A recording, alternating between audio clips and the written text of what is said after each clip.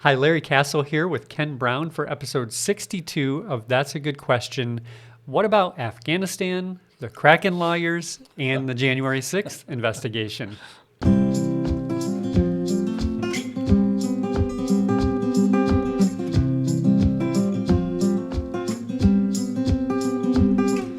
So you kind of saw the look on my face as I read the description and had to look over and read it from my prompter because it's a full title today. And we want to start something new, kind of new. We've kind of done this, but not as a regular feature.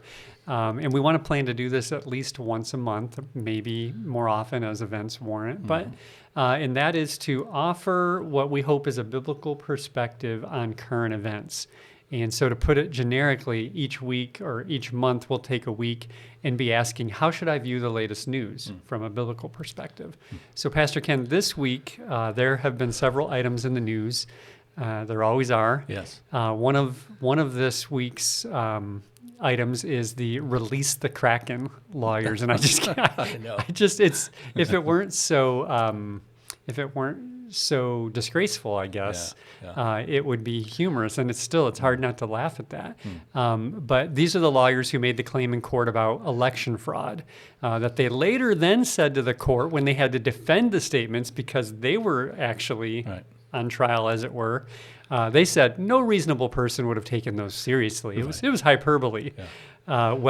They have been taken to task and sanctioned by a judge this week. So there's that item. And the Kraken idea, just to remind everyone, is a mythical sea monster, Kraken. Yeah, I just remember the Clash of the Titans movie in the 80s. That's what I think of. Release the Kraken. Okay, I didn't know that. But that's okay. So everyone may have known that except me. Yeah. But there is this mythical sea monster. There is value to pop culture.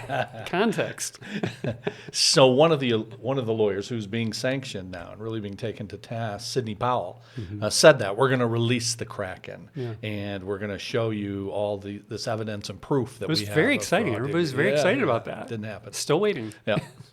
And then one of the other items is there's the Congressional Committee that's looking into the origin, the events surrounding the January 6th riot at the Capitol. And then last but not least, this debacle in Afghanistan has gotten much worse. The killing of 13 of our own military, 18 were injured, and then scores of Afghans being killed and injured by the suicide bomb in the Kabul airport. So let's talk about these current events for this episode.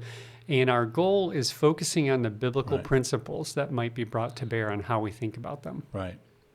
Yeah, very good. And it may be because the Afghanistan issue is so big and connected to so many other things, we might have time for just the one. We'll see how the time goes. We'll see what we can do, But those issues, when you first hear them, they may seem disconnected. But they each have, in my mind, something in common. Namely, they all involve some level of chaos. And God, from a biblical perspective, and that's what we care about here, God cares about stopping chaos. One reason he cares about stopping chaos is because of his own nature. He's a God of order.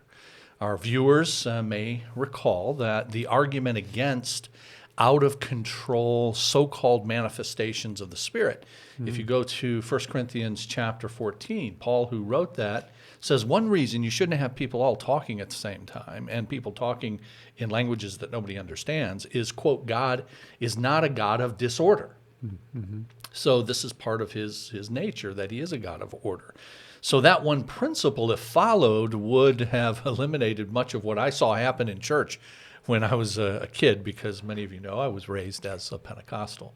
But the other reason that God cares about order is as an extension of his character as a God of order, is the fact that sin always distorts that character. So any place where you see disorder, you're seeing God's nature maligned, really, misrepresented. So we should have great concern when we see disorder in God's world. Yeah, so you're talking about the chaotic withdrawal we've seen on television that in turn resulted in the murder of our military personnel, many Afghans. And if you are, then that would be an argument against all war, though, wouldn't it?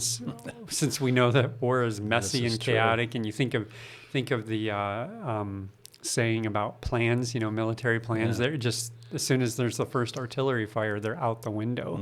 Once the shooting starts, that's it. All the plans are kind of in flux. True. Yeah, that's very true. Thanks for bringing that up. I'm not talking about the chaos of war per se. Yes, war itself and any kind of killing, even in self-defense, though it's necessary at times, is always the result of sin. We know that because there's going to be no war in God's new world in the future. But there is now because sinful actions require a forceful response in a sinful world in order to contain, curtail sin. And God sanctions that, endorses that in a fallen world. So no, I'm not talking about the chaos of war. That's a necessary evil, but rather the confusion that results from a lack of order in our world, which in turn leads to war and terrorism.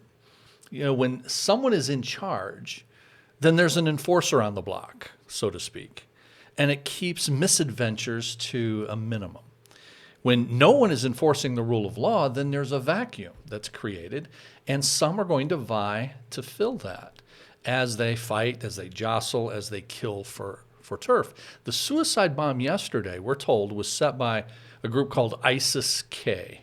ISIS is an acronym for Islamic State of Syria, and then it's been extended to Iraq and now Afghanistan. And the K stands for a province in Afghanistan, where this particular branch originated, Khorasan. So ISIS-K is vying for power against the Taliban in Afghanistan. And they're vying, why? Because of our departure, which is leaving that vacuum to be filled. Just like if you don't have police on the streets, gangs can take over and kill each other, and they can kill innocent bystanders. So, just like that, on a larger scale, internationally, if there's no so-called cop on the beat, then don't be surprised when there's chaos that follows from that. So you're saying we've got to have a cop, there's got to be an enforcer in a fallen world to keep the peace, someone who no one dares mess with as the enforcer. And then just to follow along your thought here, we're that enforcer, the U.S. But as I think about that, I don't think everybody's going to agree with that statement. And that's perfectly fine. What I'm trying to do and what we're trying to do here is simply say, here's some biblical principle, this idea of order in a fallen world that we should think about as it relates to things we see going on internationally, and then we'll see probably next week domestically in our own country as well. So, but yes, that is what I'm saying, that it's actually been a good thing for us and for the world to have the United States of America as the world's lone superpower to keep peace for the most part. Yeah, that's a sobering responsibility, not to be taken lightly. Right. So let's take some time then for you to make your case for that, then that the U.S. Is helped and others are helped when it keeps the peace by having its presence in different parts of the world. And you're basing this idea that an enforcer can be a good thing on the biblical truth that chaos is bad. It's a bad thing. Right. And people may agree that disorder is not a good thing, but still not agree that we should be the world's policeman, right? So, for sure. Why do you think that's the best approach? Let's go back to why we got into Afghanistan to begin with, and I think that's important because this is a long time ago. We may not realize, people may not realize or remember. Yeah, I mean, some of our listeners, are young adults now. They were barely born when this all started, but we went into Afghanistan in November of 2001, just months after the infamous 9/11 attacks in New York. And we went there because it turns out that the mastermind behind those attacks, the now late, because we caught him and killed him, Osama bin Laden, was living and he was training his terrorists there, the terrorists that carried out the 9/11 plane attacks into the Twin Towers. So we had the moral right, and we not only had the moral right, we had the moral responsibility to go there to find him and to find his collaborators. And we did, as I said, kill bin Laden in that famous raid that some of you may know about. It's just amazing how that was pulled off. But they went into his hideaway, which was at that point across the border from Afghanistan in Pakistan, to where he had escaped with the help of many friendly allies of his. So here's his compound. That compound is within a mile of a Pakistani military base.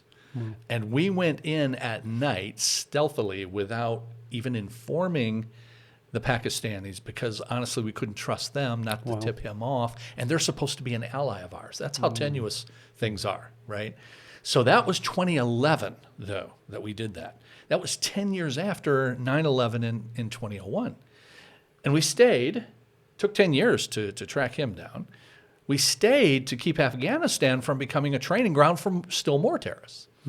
And we were able, frankly, to dramatically improve life there, especially for women and girls. A generation of girls got educated for the first time in Afghanistan because we were there. It's amazing. So who was in charge all this time while bin Laden was living in Afghanistan and training his fighters? Who was allowing him to do that? Well, see, now that brings it up to what's happened here in the last few weeks. It was a group that's been in the news of late, the Taliban. So they were in charge when bin Laden, prior to 9/11, was there training his people that perpetrated this crime upon our people. Who the Taliban, they're Islamic radicals who governed the Taliban before 2001. They allowed bin Laden to go about his business. And they fit in the category of what then President George W. Bush said. When right after 9/11, he addressed a joint session of Congress, addressed the nation, and he said this: the United States respects the people of Afghanistan. After all, we are currently its largest source of humanitarian aid, but we condemn the Taliban regime, he said. It is not only repressing its own people, it's threatening people everywhere by sponsoring and sheltering and supplying terrorists. He goes on to say, by aiding and abetting murder, the Taliban regime is committing murder. And tonight, the United States of America makes the following demands on the Taliban. Now, it's amazing that here we are 20 years later, Taliban are back. Guess who's back? These guys. We make these demands. Deliver to the United States authorities all of the leaders of Al-Qaeda. Now, that's the name of bin Laden's group. Deliver all of them who hide in your land. Secondly, release all foreign nationals, including American citizens that you've unjustly imprisoned. Protect foreign journalists, diplomats, and aid workers in your country. Close immediately and permanently every terrorist training camp in Afghanistan, and hand over every terrorist and every person and their support structure to appropriate authorities. Give the United States full access to terrorist training camps so we can make sure they are no longer operating. He went on to say, these demands are not open to negotiation or discussion. The Taliban must act and act immediately. They will hand over the terrorists or they will share in their fate. We will pursue nations that provide aid or safe haven to terrorism. Every nation in every region now has a decision to make. And then he said famously, or some people think infamously, either you are with us or you are with the terrorists. From this day forward, any nation that continues to harbor or support terrorism will be regarded by the United States as a hostile regime. Now, that's what we've been doing for 20 years. And, in my mind, with success. The Taliban were removed from government. As I said, women and girls' lives improved dramatically. We had at one time just under 100,000 troops, 98,000 troops in Afghanistan. But it's been down to 2,500 the last few years. And we've not had a single American soldier lost in over 18 months until yesterday's bombing. Yeah. All right. So you've mentioned the Taliban, Al-Qaeda, ISIS. Taliban's the Islamic Party that governed Afghanistan for 20 years. And are now back. Al-Qaeda has been They governed 20 years ago. 20 years ago, sorry. Now they're back, like you say. Yep. Yeah, thank you. And Al-Qaeda has bin Laden's terrorist group, and ISIS is another Islamic group? Exactly, yep. So the Taliban was and is still aligned with Al-Qaeda, and that, as you say, is bin Laden's group. And here's an example of that. There's a guy, last name is Haqqani, runs something called the Haqqani Network. This is allied with Al-Qaeda, bin Laden's group. This guy, Haqqani, is on our most wanted terrorist international list. But guess who's back? Not just is the Taliban back, that dude's back. And he's cocky. A week ago Friday, he strolls into a Kabul mosque, and the Taliban are back, along with a guy like this. So the Taliban and Al-Qaeda are in league together. But ISIS, this Islamic State in Syria, they're actually rivals with. So there's my whole gang. If nobody's in charge, then the gangs start taking over. They're rivals of Al-Qaeda. And the biggest difference between those two, between ISIS and Al-Qaeda, is a generational one. That ISIS are younger, and they're even more militant and violent. But make no mistake, Taliban, Al-Qaeda, ISIS, they all hate us. So how did just 2,500 troops keep the Taliban at bay? And yet, as soon as those few troops left, the Taliban overruns the country in just a matter of weeks. Well, like we said at the beginning, no one wants to mess with the enforcer. It's not just the 2,500 troops, but that represents the threat of more if you attack them, if you step out of line. And we had built an enormous military airfield there, Bagram Air Base, from which we could launch attacks in minutes if we needed to. In the last few weeks, we withdrew everyone and everything from Bagram. So the threat's gone, and the Taliban and its sympathizers, who never really went away, they were just out of power now. So they come roaring back into that vacuum that I said always happens when you don't have an enforcer. 2,500 troops with no American casualties, maintaining a kind of stasis for ourselves and for the world. It seems to me to be a small price to pay for order in what's otherwise a disordered world. Yeah. Why did two different administrations think that we could work with the Taliban? Let me just calm myself here for a moment as I contemplate, why? Why did, the worst thing that a leader can do, especially one involved in international affairs, is be naive. What we know biblically about human nature means that we should never be naive about what people are capable of, right? And especially those who are enemies, for heaven's sake. So you need leaders who are very, very wary of their potential opponents or potential opponents. Remember Reagan said about Gorbachev, do you trust him? He was asked. Trust but verify. Right. Well, I love that because he understood. No, I don't take his word for anything. We've got to verify. But we've seen some otherwise good presidents that have just done, I think, some naive things with regard to world leaders. George H.W. Bush. George H.W. Bush had this soft spot for China. He did. And part of the reason is in the 70s, that guy was our ambassador to what was then called Peking, now Beijing. But he was the U.S. ambassador to China in the 70s. He lived there. He got to know the Chinese people. He really, after Nixon had kind of opened up China in the early 70s, he made a trip there that was hailed as a very savvy international diplomatic move because it put the Soviet Union, pitted them against not only us, but now China as well. So he made some inroads there, which is all good. Shortly after then, George H.W. Bush is the ambassador to China. And he developed this, as I say, the soft spot for them. So I remember him saying when he was president, you cannot, this is a quote, you cannot isolate China. We have to engage China. And I remember every time I heard that, I'm thinking, we're talking about communist China here, right? And we've got this soft spot for them. Is that going to be a good thing? Maybe not. Here we are in 2021. I think a lot of people think maybe not. His son, George W. Bush, infamously said when he met with Vladimir Putin, and he says, I looked into his eyes and I saw his soul. And I remember reading that and going, oh, what? What kind of mysticism is this nonsense, okay? And Putin, who is a former KGB agent.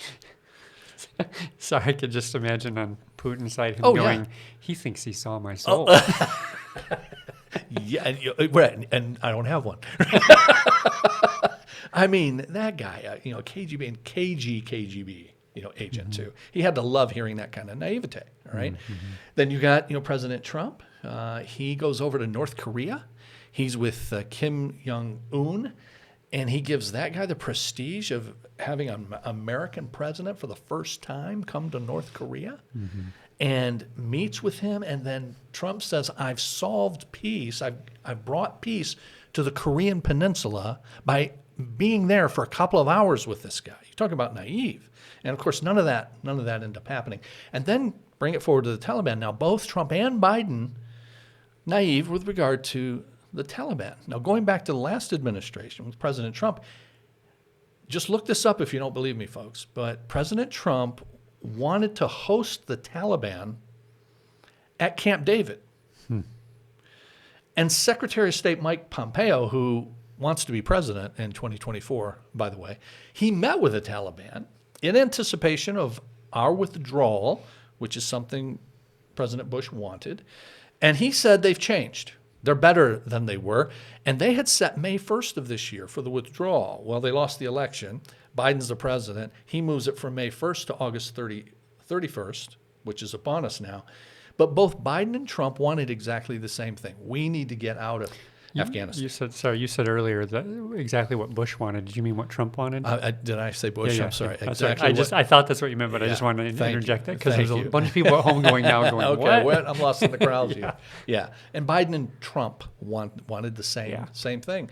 We got to get out of Afghanistan. I personally don't see it. And I've seen the benefits of our being there. But presidents make their decisions, unfortunately, not only for security reasons, but for political reasons. And they both had said that they wanted to pull out. So would President Trump have orchestrated the withdrawal better, you think? No way to know. I can say this for sure. Without any hesitation, he couldn't have done it worse. I mean, this has been, as we've all witnessed, an unmitigated disaster. The lack of planning is mind-boggling to me. That we could not anticipate that the Afghan army would fold as quickly as they did. We've been with them for 20 years. We are actually the ones who've been training them to now provide security for their own so that we could pull back and just have a small footprint there. How do we not know that they're that ill-equipped that literally within weeks the Taliban is able to overrun the entire and then come to Kabul, the capital, and then we're getting out by August 31st, and you see the mayhem that's going on there. We had no plan to evacuate our people. We had no plan to evaluate those who have helped us for those 20 years. Lots of Afghans helped us. Guess what? They're targets now. The people who helped the Americans, when the Americans are gone, the enforcers gone, they're in a world of hurt. So now we're scrambling, yes, first to get our people out, but then we want to get those people out. Where are we going to take them? What are we going to do with them? It's just a mess. This is incompetence at its worst, and it's unforgivable, and that is on Joe Biden, period. And he deserves every bit of the criticism that he's getting.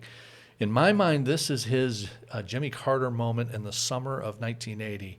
I don't know if you remember that, but it's... I was 8 years old. Nice. A very naive 8 years old. Well, this is my first election that I can vote in. Okay. It's an election year, 1980.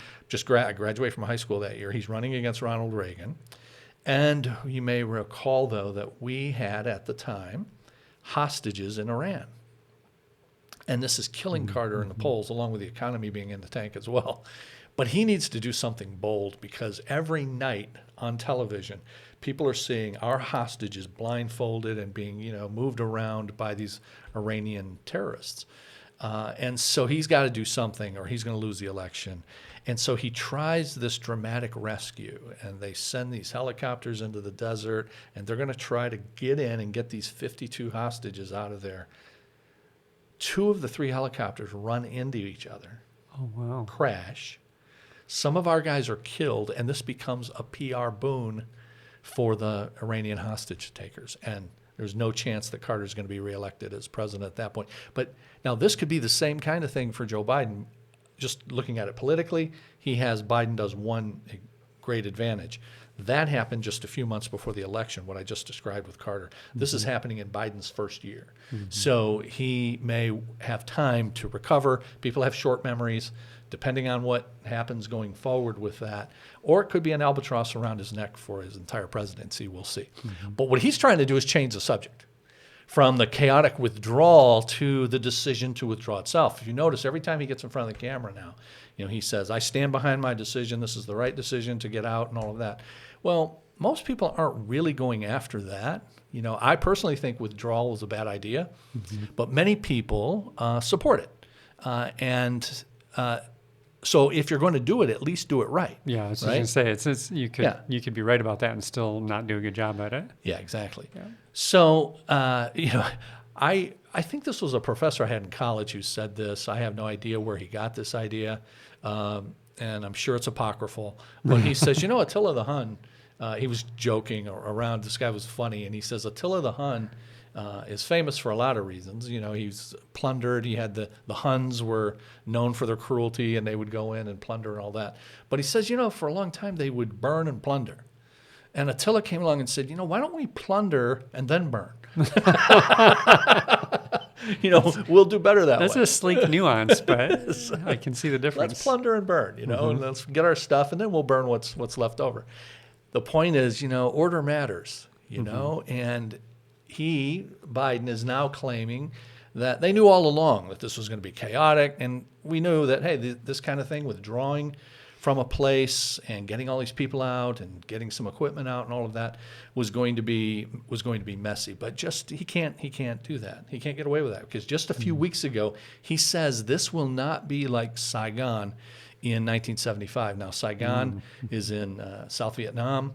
We were fighting on behalf of South Vietnam against the North, and we withdrew from there. Man, if I'm him, I am not touching that subject with a 10-foot pole in this situation. But he was asked, is this going to be like Saigon? Oh, gotcha. Yeah, he didn't bring it up on his own. Good. Okay. Yeah, but no, this won't be like Saigon. Well, no, Saigon, again, anybody that's interested, just do a YouTube, and you'll see the video. Helicopters, Saigon. First thing that'll come up, you'll see a video of helicopters flying off of our embassy and people hanging onto the helicopter trying to escape as the North Vietnamese come in. It was a real black eye for us. It was horrible. So when Biden said it's not going to be like Saigon, what we didn't know was he meant it's going to be worse than Saigon, because it has been worse. So he could have, at minimum, done this. He could have prepared the country for what was to come, and he didn't. Because, in fact, he didn't anticipate it. He miscalculated badly and fatally now, because we've got people who are dead. As I think about, as I criticize him, as I criticize other leaders, that we're in a position of leadership in our little sphere, and I think about decisions that we have to make. And, they don't involve physical life and death. They actually involve things more important than that, eternal life and death, but all leaders have to make decisions. And I've thought about some of the things that our leadership team has had to do. For example, when we bought our ministry center, our building, and there were some things about the building. Obviously, we were recommending that we buy it, but there were also some things about it that were on the pro and con. There were some cons, and it was very important for us to be very upfront about that, to say, here are the reasons that we believe we should do this. The church agreed. We laid those pros out, but then here are some cons. And one of those cons was, even though this is a large building, it didn't have a large meeting space. Remember that? And we didn't know how long it would be before we could expand that meeting space. It turned out to be less than a year, thank the Lord, in His providence. That should be a that's a good question sometime. just to reminisce about that. Thank God. But the point is, it was important to prepare people. Yeah. Oh, man. And I remember we painstakingly did that to try and lay out, here's the whole thought process and rationale. What if it doesn't happen, and it may be years before we're able to do that? So we may have to have 2 services in the smaller space. Contingency plans. That's a minimum that you've got to do. Right. So President Biden has a responsibility to prepare the nation. He didn't do any of that, and I believe the truth is because he didn't anticipate it was going to happen. He really thought this is not going to be like Saigon. Now, having said that, President Trump campaigned on, and he governed with an America First mindset. And America First, that might just sound like, hey, I'm somebody who wants to prioritize America. But no, America First is a phrase with a history to it. It goes back to the 1930s. Charles Lindbergh, our viewers might remember the first transatlantic, flight. So he's an American hero. But he was a guy who didn't want us to go into World War II. He was an isolationist, and there was a whole group of people called the America First people. And so America First has an historical provenance to it that is about isolationism. And here is President Trump campaigning on America First. This idea that we don't want to be the enforcer. We're not going to be the world's policeman like I'm advocating. It's become popular to say, why should we be the world's policeman? And especially, why should we pay to be the world's policeman? Yeah, I recall in the 16 campaign during that and during the presidency at some points that Trump would talk about NATO and seemed to think that it was less important than any president that I can remember. Yeah, so okay, throws out another acronym. We got ISIS and we got all these others. So NATO, the North Atlantic Treaty Organization. Yeah. But, what is that? And yes, he did. He would regularly talk about them paying their fair share. Well, the North Atlantic Treaty Organization is this group of Canada, the United States, these Western nations, mostly in Europe. But after World War II, NATO was formed to keep primarily the Soviet Union in check. Communist Soviet Union that had designs on other countries, and over the next several years actually invaded other countries, invaded Czechoslovakia and so on. So they had adventurous designs. We wanted to keep those in check. We didn't want another World War II. We didn't want them to be the next Nazi Germany. And so formed this alliance that said an attack upon one of the NATO nations is an attack upon all of them. Well, guess what? That kept things in this sort of balance, uneasy balance to be sure, what we call the Cold War. Pretty large policeman. Exactly. A police force. Exactly. And we were the biggest cop on that police force and have been for all of this time. Now, the pay their fair share, okay, you've got all these nations on it, and Trump would make the point that I forgot what it was. They're supposed to pay 10%, and they're only paying 3%, of their GDP or something like that. Well, fair enough. Then, yeah, make a point of that. But please remember the benefit that you've gotten out of this. Just like those 2,500 troops and no casualties seems to me to be a small price to pay for minimizing terrorism, so too, I think, is an alliance that since the end of World War II has helped us win the Cold War and keep the Soviet Union corralled. So we have enjoyed what some people call, for decades, our whole life after World War II, along with these international alliances, because we were not America First isolationists. We've enjoyed what some call the Pax Americana. That's Latin, Pax Romana, the peace of Rome. The Roman Empire did that.